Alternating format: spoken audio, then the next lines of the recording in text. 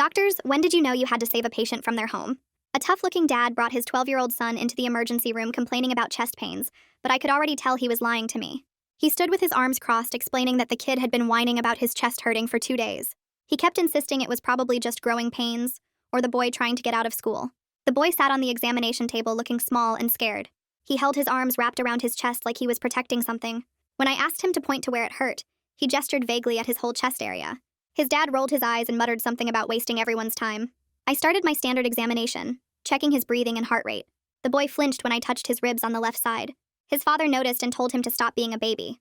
Something about the kid's reaction seemed more than just tenderness. He was guarding that area like he was afraid of more pain. "Can you take your shirt off so I can examine you better?" I asked gently. The boy looked at his dad with panic in his eyes. His father told him to hurry up and do what the doctor said. Very slowly, the boy pulled his shirt over his head. There were some old bruises on his back that had turned yellow-green. My stomach tightened, but I kept my expression neutral. I ordered a chest x-ray to check for rib fractures or other injuries. The father complained about the cost and said this was unnecessary. He kept checking his phone and seemed agitated about being at the hospital. The boy stayed silent through all of this, just watching his dad carefully. While waiting for radiology, I tried to engage the boy in conversation to see if I can figure out what was really going on. I asked about school and friends, but he only gave one-word answers. His father answered for him mostly, saying the kid was shy and didn't talk much. Every time the boy started to speak, he'd look at his dad first as if asking permission. The x-ray technician took the images while the father waited in the hallway. I noticed the boy seemed to relax slightly when his dad wasn't in the room. He even smiled a little when the tech made a joke. But as soon as we headed back to the exam room, he went quiet again. When the x-ray results came up on my screen, I had to look twice to make sure I was seeing correctly. There was something in the boy's chest that shouldn't be there. A small metallic object lodged between two ribs. It was thin and appeared to be penetrating into the chest cavity. I called in a senior physician to confirm what I was seeing. We both agreed this needed immediate attention. The object could be anything, and its location near vital organs was concerning. We needed to ask more questions about how this could have happened. Back in the exam room, I showed the father the x-ray. His face went pale when he saw the foreign object. He immediately started demanding to know what it was and how it got there. The boy shrunk back on the table, pulling his knees up to his chest. The father's voice got louder as he accused us of making a mistake. "This has to be wrong," he kept saying. "He just has chest pain. There's nothing in there." I explained that we needed to investigate further and possibly remove the object surgically. The father was getting angrier by the minute. He said they were leaving and would get a second opinion somewhere else, but hospital protocol required us to investigate unexplained injuries in children. A social worker joined us to help assess the situation. She asked the boy directly if he knew how the object got into his chest. He shook his head but wouldn't make eye contact with anyone. His father kept interrupting, saying the boy was clumsy and probably fell on something without realizing it. The tension in the room was building. The father's anger was making the boy more anxious. I suggested speaking with the child alone for a few minutes to get a clearer medical history. The father refused at first, but the social worker explained it was standard procedure. Reluctantly, he stepped into the hallway. As soon as the door closed, the boy's whole demeanor changed. His shoulders sagged and tears started rolling. I sat down next to him and waited, letting him know he was safe to talk. The silence stretched on for what felt like forever. Finally, in a voice barely above a whisper, he spoke. "It's not the first time." I asked him to clarify what he meant. He explained that this wasn't the first time he'd had something stuck in him. Sometimes it was pushpins. Sometimes it was small nails. His dad would get angry when he drank and do things. The boy would try to pull them out himself, but this one was too deep. My hands were shaking as I documented what he was telling me. The boy kept talking, the words pouring out like he'd been holding them in forever. He talked about being careful not to let anyone see at school. I asked about his mother, hoping there was another adult who could protect him. His response made everything infinitely worse. He looked up at me with those tear-filled eyes and said the words that would haunt me. "My dad does mean things when he drinks. You should have seen what he did to my mom." That's when the dad stepped back into the room. His eyes darted between me and his son while I quickly caught the nurse's attention behind him with a small hand gesture. "What's taking so long?" he demanded, his voice getting louder than before. The boy immediately pulled his knees tighter against his chest. I told the father we needed to run some additional tests, and maybe he'd want to grab some coffee from the cafeteria while we worked. He dropped into the chair next to his son's bed and crossed his arms. "I'm not going anywhere," he said. The boy went completely rigid beside him. I watched his small hands grip the edge of the exam table until his knuckles turned white. The social worker arrived within minutes and introduced herself professionally. She explained that standard protocol required separate interviews for any unexplained injuries in children. The father's jaw tightened as he leaned forward in his chair. He insisted there was nothing unexplained about kids being clumsy and falling on things. Caroline McConnell from the hospital security positioned herself casually by the door, while the social worker continued explaining procedures. She was good at making it look like she just happened to be standing there. The father noticed her uniform and started shifting in his seat. "Are you people trying to accuse me of something?" he asked, his face getting red. I pulled up the x-ray on the computer screen again and turned it toward him. I explained that we could see a foreign object that needed immediate medical attention. We had to determine how it got there for treatment purposes. The father stood up so fast his chair scraped against the floor. "We're done here," he said, reaching for his son's arm. The boy flinched away from his touch. Security stepped forward as I stood between the father and his son. I stated firmly that we couldn't discharge a child with a potentially life-threatening injury. The hospital had a legal obligation to provide emergency care. The father's face turned an even deeper shade of red. "Get me someone in charge right now," he shouted. The charge nurse arrived and calmly but firmly explained the situation. She told him that leaving against medical advice with a minor in critical condition could result in law enforcement involvement. The father sat back down but kept muttering about lawsuits and how we'd be hearing from his lawyer. While the adults were going back and forth, I noticed the boy touching his chest where the object was lodged. He winced slightly with each breath he took. His respiratory rate was definitely increasing from when I'd first examined him. I documented this in his chart along with noting possible complications developing. The social worker requested that the father step outside to complete some paperwork while we prepared for the procedure. He refused at first, saying he wasn't leaving his son alone with us. Caroline moved closer to the door and the social worker repeated her request more firmly. After several tense moments where nobody moved, the father finally stood up. Caroline escorted him to a separate waiting area down the hall. The moment the door closed behind them, the boy started crying quietly. Tears rolled down his face as he looked up at me. "It's been there for 3 days," he whispered. His small voice was barely audible. "It hurts more now when I breathe." He admitted he was too scared to tell anyone because of what happened to his mom. I sat down next to him and asked him to tell me more about his mom while the social worker took notes. The boy's voice got even quieter as he told me his mom had been in the hospital before, lots of times actually. He said his dad always told the doctors and nurses that she fell down the stairs or walked into a door. The social worker's pen moved quickly across her notepad as she wrote down everything. She excused herself and stepped into the hallway with her phone already in her hand. I could hear her talking urgently to someone on the other end about getting CPS involved immediately. While she was making calls, I picked up the desk phone and dialed Tyler Hancock's number from memory. Tyler was our best pediatric surgeon and he answered on the second ring. I explained we had a 12-year-old with a foreign metallic object lodged between his ribs and clear signs of abuse. He said he could be there in 20 minutes and to get whatever imaging we needed ready for him. The boy watched me hang up the phone and his eyes got wide with worry. I told him we needed to do another scan to see exactly where the object was sitting, so we could remove it safely. His first question made my heart hurt because he asked if his dad would be mad about more tests costing money. I sat down next to him and promised that his safety was the only thing that mattered right now. The social worker came back in and said CPS was sending someone immediately. She helped me get the boy ready for transport to radiology for the CT scan. We wheeled him down the hallway on a gurney even though he could walk, because hospital policy required it for patients going to surgery. The transport nurse was a kind older woman who chatted with him about video games to keep him distracted. Halfway to radiology, the boy suddenly grabbed her hand and started talking fast. He told her that sometimes his dad made him stand really still against the wall while he practiced throwing things. The nurse kept her face calm, but I saw her jaw tighten as she listened. She pulled out her phone and started documenting everything he said word for word. The boy kept talking, saying his dad called it target practice and if he moved or cried, it got worse. The CT scan took about 15 minutes and the boy stayed perfectly still the whole time. The tech praised him for being such a good patient and gave him a sticker even though he was probably too old for stickers. He stuck it on his hospital gown anyway and managed a small smile. Back in the exam room, Tyler was already there looking at the images on the computer screen. His face was serious as he pointed to the screen and showed me what we were dealing with. The object was a brad nail, about an inch long, pressing right up against the pleural lining of his left lung.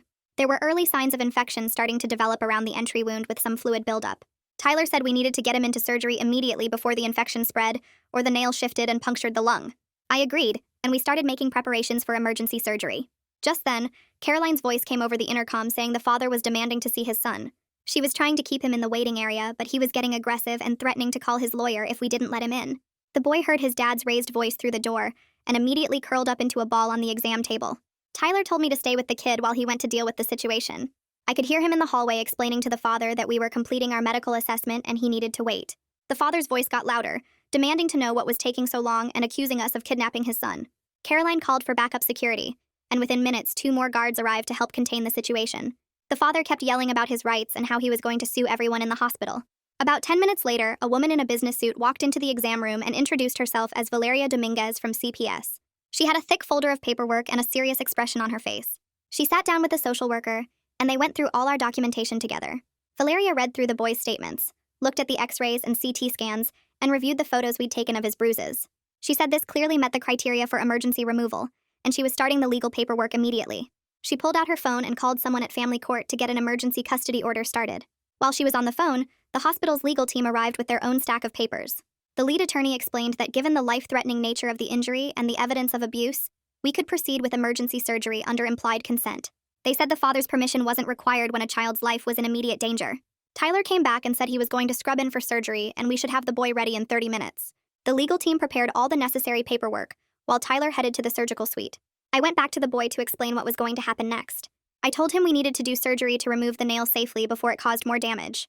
His eyes filled with tears, and he asked in a small voice if his dad would be there when he woke up. I promised him that we would make sure he was safe and that lots of people were working to protect him now. He nodded slowly, seeming to understand more than any 12-year-old should have to.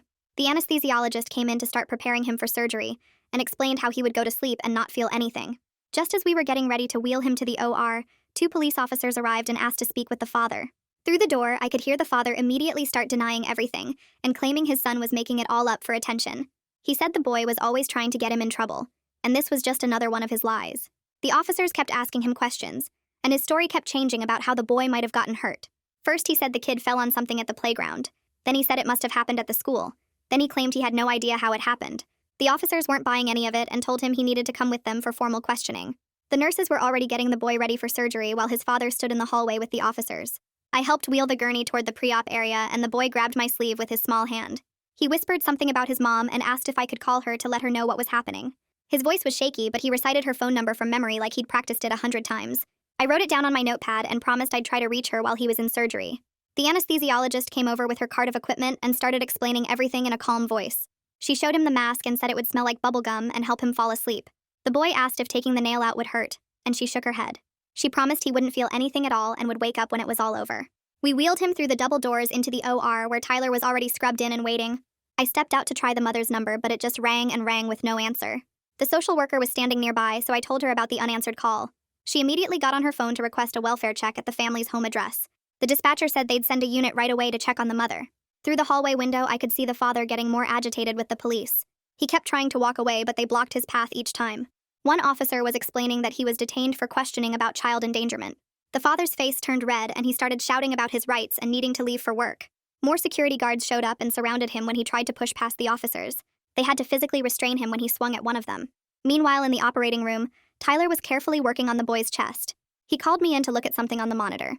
There were 2 more small metal pieces embedded deeper in the tissue that hadn't shown up clearly on the X-ray. Tyler took photos of everything and carefully removed each fragment. He documented every detail for the evidence file. The scarring he found suggested this had been happening for years. There were old puncture wounds that had healed over and new ones that were still fresh. Tyler worked methodically to remove all the foreign objects and repair the damaged tissue. The boy's vitals stayed stable throughout the whole procedure. After about an hour, Tyler finished closing up and said everything went well. The boy was moved to recovery where the nurses monitored him closely. I went to find the detective who'd been questioning the father. He was in a small conference room going through paperwork. He told me they were building a strong case and needed all our medical documentation. Then he mentioned something that made my stomach drop. This wasn't the first time they'd dealt with the father. There had been previous reports, but nothing they could prove until now. About 30 minutes later, we got a call from the officers who'd gone to check on the mother. They'd found her at home with bruises on her face and a swollen eye. She kept saying she fell down but wouldn't give any details. The officers convinced her she needed medical attention and brought her to our emergency room. She arrived looking scared and beaten down. Her left arm was held against her body like it hurt to move it. The triage nurse brought her to a room far from where her husband was being held. Back in recovery, the boy was starting to wake up. His eyes fluttered open and he asked for water in a hoarse voice. The recovery nurse gave him ice chips and checked his bandages. He touched his chest gently and asked if the bad thing was gone. She told him yes, everything bad had been removed and he was going to be okay. He seemed to relax a little at that. Valeria had been busy making phone calls and filling out paperwork. She came back with a stack of documents and said she'd gotten an emergency custody order. The on-call judge had reviewed the evidence and granted CPS temporary custody. The father would not be allowed any contact with his son. She explained this meant they could make all medical decisions and find a safe placement for him. The boy would be protected now. I checked on the mother who was getting x-rays of her arm and ribs. She wouldn't make eye contact with anyone and kept insisting she was fine. The bruising pattern on her arms looked like finger marks. Her lip was split and starting to scab over. When I asked how long this had been happening, she just shook her head and looked away. The nurse documented everything and took photos for the file. The father was eventually taken away in handcuffs, still yelling about lawsuits. The boy never asked about him again that day. About 2 hours later, the officers who'd gone to check on the mother brought her through the ER doors, and my heart sank seeing her condition. She had a black eye that was swollen almost shut, and dark bruises running down both arms that looked like someone had grabbed her hard. The triage nurse rushed her to a room on the opposite side of the emergency department from where we'd been dealing with her husband. I went to check on her while Valeria stayed with the boy, and she was sitting on the exam bed holding her left arm against her ribs like it hurt to move. When I introduced myself and explained I'd been treating her son, Her face crumbled and the tears started coming hard. She kept saying she was sorry over and over and that she should have stopped him, but she was too scared he'd kill them both if she tried. The nurse helped her change into a hospital gown, and we could see more bruises across her back and shoulders, some fresh and purple, others older and turning yellow. I ordered x-rays for her ribs and arm while she told me this had been going on for years, getting worse every time he drank. She said he'd started hurting their son about 4 years ago when the boy was 8, using pushpins at first as punishment for small things like not cleaning his room fast enough. The x-ray tech came to take her for imaging, and I went back to coordinate with the trauma team about her care, making sure everyone knew to keep her separated from her husband, who was now in police custody downstairs. When she came back from radiology, she begged to see her son once he was stable enough, and I promised we'd arrange it as soon as possible. The boy had been moved from recovery to a regular pediatric room by then, and seemed calmer without his dad around. A volunteer brought in a therapy dog, a golden retriever named Buddy, and for the first time I saw the kid genuinely smile as he gently petted the dog's soft fur. The handler sat next to his bed talking about being brave and how even strong people need help sometimes, while the boy nodded and kept stroking the dog's head. Nikki was in another room telling Valeria everything, the whole awful story pouring out of her now that she felt safe. She explained how her husband would put small objects into their son's skin when he was drunk and angry, starting when the boy was just 8 years old. She'd been too terrified to report it because he threatened to kill them both if she ever told anyone, and she believed him because of how violent he got. The detective arrived to take her full statement, and she gave him dates and specific incidents that matched up with the boy's old medical records we'd pulled.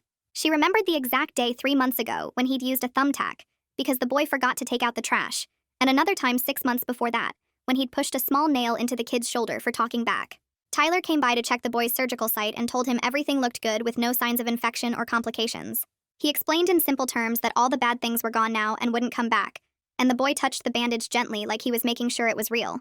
Valeria had been working with her supervisor to develop a safety plan that would let mother and son have supervised visits while Nikki got treatment and counseling.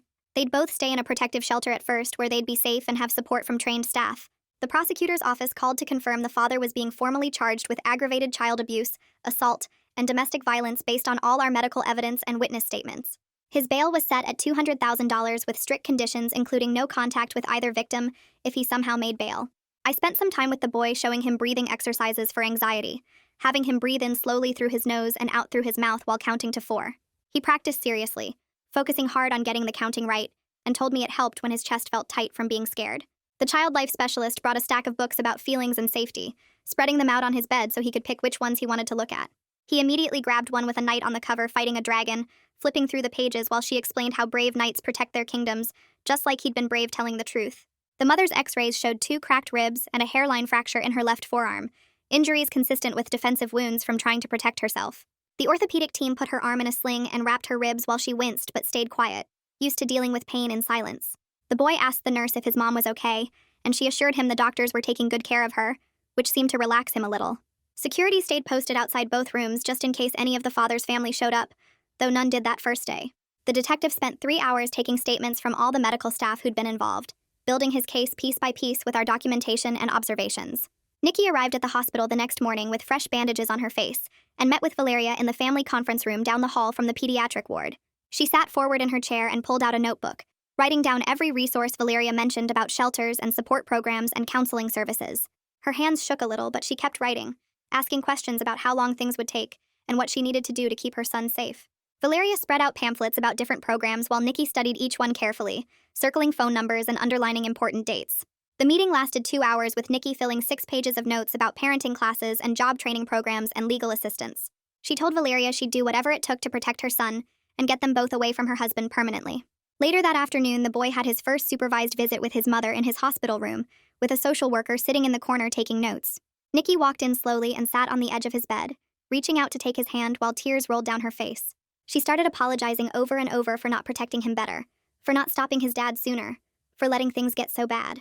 The boy squeezed her hand and told her it wasn't her fault, that dad hurt her too, that he understood why she couldn't stop him. They sat there holding hands for 20 minutes while the social worker documented their interaction, and the boy showed his mom the books the nurses had given him. The next day, a forensic interviewer trained in child trauma came to conduct a detailed interview for the criminal case against the father. She set up a camera in a quiet room and spent 3 hours talking to the boy about everything that had happened over the past 4 years. He told her about the first time when he was 8 and spilled juice on the carpet and his dad pushed a thumbtack into his arm. He remembered the exact date because it was right after his birthday party, and he'd been so happy that day before it happened. The interviewer asked gentle questions and let him take breaks when he needed them, giving him paper to draw pictures when words got too hard. He drew their house and marked all the places where bad things happened: the garage where Dad kept his tools, the basement where he'd hide when Dad was drinking, his bedroom where Dad would come in late at night. The boy provided dates and times and specific details about at least 12 different incidents, each one documented carefully for the prosecutor. 2 days later, the medical team held a discharge planning meeting in the conference room with me and Tyler and the head nurse and 2 social workers. We reviewed his surgical recovery, which was going perfectly with no signs of infection and good healing at the incision sites. Tyler showed the latest x-rays confirming all foreign objects had been successfully removed, and there was no damage to surrounding organs. The physical therapist reported the boy was moving well with full range of motion, and no pain medication needed anymore. Everyone agreed he was medically stable for discharge, but would need follow-up appointments for wound checks and eventual scar revision if needed. The psychiatrist recommended immediate trauma therapy starting within the week and gave referrals to specialists who worked with child abuse survivors. We scheduled surgical follow-up for 2 weeks out and made sure all the paperwork was ready for wherever he'd be placed. That evening before my shift ended, I went to check on the boy one last time and found him sitting up in bed coloring in a book about dragons. He looked up when I walked in and smiled. A real smile this time, not the scared fake one from that first day. He put down his coloring book and thanked me for believing him when nobody else had before. He said other doctors had seen the bruises at the school physicals, but never asked the right questions or pushed when his dad gave excuses. He told me I was the first one who made him feel safe enough to tell the truth about what was really happening at home. I sat with him for a few minutes and told him how brave he was for speaking up, and that things would get better now. Meanwhile, Nikki had been admitted to the emergency department for her own injuries, which turned out to be worse than she'd initially let on. The x-rays showed 2 fractured ribs on her left side and extensive bruising across her back and arms consistent with being hit with objects. She had internal bruising around her kidneys that needed monitoring, and a concussion from being slammed into a wall 3 days earlier. The doctors wrapped her ribs and put her on IV antibiotics to prevent infection, while she gave her full statement to investigators about years of abuse. She cooperated completely, providing dates and medical records from previous emergency room visits, where she'd lied about falling downstairs or walking into doors. She showed them photos she'd secretly taken on her phone of bruises and cuts, evidence she'd been collecting in case she ever got brave enough to leave. 3 days after his surgery, the boy was up walking around his room, doing laps with the physical therapist and eating solid food without any problems. He told the nurses he hadn't felt this safe in years, that he could actually sleep through the night without worrying about his dad coming in angry. He helped the younger kids in the pediatric ward with their puzzles and read them stories, showing a gentle nature that had been hidden under all that fear. The nurses documented his improved mood and appetite, noting he was engaging with staff and other patients in age-appropriate ways. During this time, Valeria had been working to find a specialized therapeutic foster placement that could take both mother and son together once Nikki completed her initial medical treatment. She called dozens of facilities before finding one that had space and specialized in keeping families together during recovery from domestic violence. The placement included individual and family therapy, job training for Nikki, educational support for the boy, and 24-hour staff trained in trauma response. They'd have their own small apartment within the facility where they could start rebuilding their lives while staying safe from the father. The prosecutor spent a full day reviewing all the evidence we'd collected, including medical records, photographs, x-rays, witness statements, and the boy's recorded interview. She laid out everything on a conference table, organizing it into a timeline that showed the escalating pattern of abuse over 4 years. She called me to clarify some medical details about the injuries, and how they couldn't have been accidental based on their location and pattern. With the physical evidence of objects embedded in the child's body, and the mother's documented injuries, she decided to pursue maximum charges, including aggravated child abuse, assault with a deadly weapon, and domestic violence. Hospital social services connected Nikki with a legal aid lawyer who came to her hospital room with divorce papers and applications for emergency restraining orders. The lawyer explained each document while Nikki signed with steady hands, no hesitation now that she'd made her decision to protect her son. They filed for emergency custody and orders preventing the father from coming within 500 feet of either victim.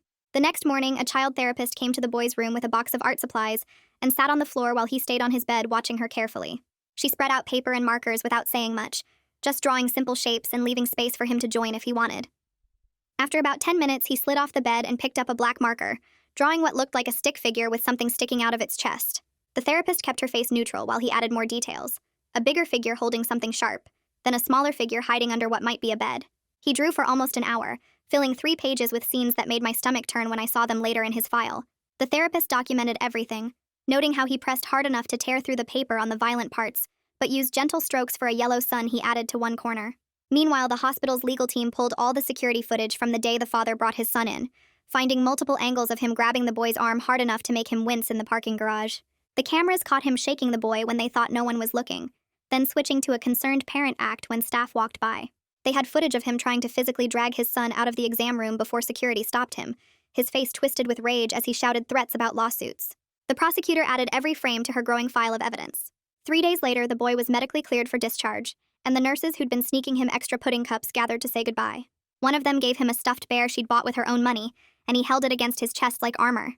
Nikki walked beside him in a wheelchair, still healing from her own injuries, while Valeria led them through a back entrance to avoid any chance of running into anyone from the father's family who might be watching. The unmarked van took them 20 miles to a shelter that looked like a regular apartment building from the outside. Their room was small but clean, with 2 single beds and a window that actually got morning sun. The boy immediately started arranging his few belongings on the nightstand, the bear in the exact center, his discharge papers folded neatly beside it. He tested the lock on the door 3 times before finally relaxing enough to sit on his bed. Nikki watched him create his little safe zone, tears running down her face as she realized this was the first time he'd had his own space that felt secure. While they settled in, the father's lawyer was meeting with prosecutors, trying to negotiate lesser charges in exchange for a guilty plea. The prosecutor laid out all the evidence, including medical records showing 4 years of suspicious injuries, the objects removed from the boy's body, photographs, and the boy's recorded statement. The lawyer tried arguing for assault charges instead of attempted murder, claiming the father never meant to cause serious harm. The prosecutor laughed and showed him the x-rays again, pointing out how close the nail had been to puncturing a lung. She made it clear they'd pursue maximum charges and likely win, given the overwhelming physical evidence and multiple witnesses. 2 weeks passed before I got an update from Valeria about how they were doing. The boy had started attending the school connected to the shelter, where teachers understood that kids might need extra time or suddenly need to leave class if they got scared. He'd made friends with another boy who'd been through something similar, and they ate lunch together every day. His surgical site had healed completely, just a small scar that would fade with time. The teachers reported he was actually really smart when he felt safe enough to participate, especially good at math and drawing.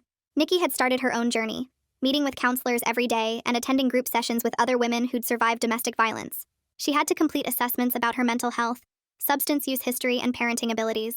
The shelter required her to attend parenting classes too, learning how to help her son heal while dealing with her own trauma. She threw herself into every program they offered, determined to become the mother her son deserved. The boy started attending a weekly support group for kids who'd been hurt by people who were supposed to protect them. The first time he walked into that room and saw 8 other kids his age, something shifted in his face. The counselor had them do activities instead of just talking, building things with blocks and playing games that helped them learn to trust again. During his 3rd session, he actually spoke up, telling another kid that it wasn't their fault their dad hurt them. The counselor noted it was the first time he'd shown awareness that the abuse wasn't normal or deserved. 3 months after that day in my ER, I heard the father had finally accepted a plea deal. His lawyer had convinced him that going to trial would mean the boy testifying, and the jury would see those x-rays and hear those recordings. He pled guilty to multiple counts of child abuse and domestic violence, receiving 8 years in state prison with no possibility of early release. The boy didn't have to face him in court, didn't have to relive those memories in front of strangers. The prosecutor called it a victory, though 8 years felt too short for what he'd done. Around the same time, Nikki got hired through a program that helped domestic violence survivors find work. She started in the mailroom of an office building. Basic work, but with health insurance and steady hours that let her be home when her son got back from the school. The boy was thriving in his new school, his teachers sending home notes about how helpful he was with younger students, and how his reading level had jumped 2 grades once he felt safe enough to focus. 6 months after that terrible day in my emergency room, Nikki sent me a photo of their new apartment with a note saying victim services had helped them get their own place. The boy had decorated his bedroom walls with drawings of superheroes he'd made in art class, and there were pictures everywhere of him and his mom doing normal things like eating ice cream and playing board games. They were still going to therapy twice a week, both separately and together, learning how to talk about feelings without getting scared or shutting down. The counselor taught them breathing exercises and ways to handle bad memories when they came up at night. Nikki was working full-time now at the office building, getting promoted from the mailroom to reception after her supervisor noticed how reliable she was. The boy had started playing soccer at his new school after the gym teacher noticed him kicking a ball around during recess. He wasn't the best player, but he loved running around with the other kids, and Nikki never missed a game, always standing on the sidelines with the other parents cheering. She told me later that watching him play with other kids without being afraid was worth more than anything. The team made it to the district championship that spring, and even though they lost in the semifinals, the boy was grinning in every photo. A year after everything happened, I got a letter in the mail with shaky handwriting on the envelope. Inside was a picture of the boy holding a soccer trophy for Most Improved Player, his smile so wide it took up half his face. He'd written that he wanted me to know he was doing good in the school and had lots of friends now. His mom had added her own note saying she'd been promoted to administrative assistant and was taking night classes 3 evenings a week to become a medical assistant. She said helping other families going through hard times had become her goal, and the program would take 2 years, but she didn't mind the work. The boy's teachers were sending home report cards with A's and B's, noting how he always helped younger kids who were struggling with their homework or seemed sad. He'd become the kid who noticed when someone was having a bad day and would share his snacks or sit with them at lunch. One teacher wrote that he had an unusual ability to make other children feel safe, probably because he knew what it was like to not feel that way. They'd built a whole network of people around them, other families from the shelter who understood what they'd been through, counselors who checked in regularly, and new friends from the school and work who didn't know their whole story but cared about them anyway. Nikki had joined a support group for survivors that met every Thursday night, while the boy stayed with a neighbor who had kids his age. The bad days still came sometimes, usually when something reminded them of before, like the smell of beer or loud voices in the hallway. But they had people to call and ways to get through it.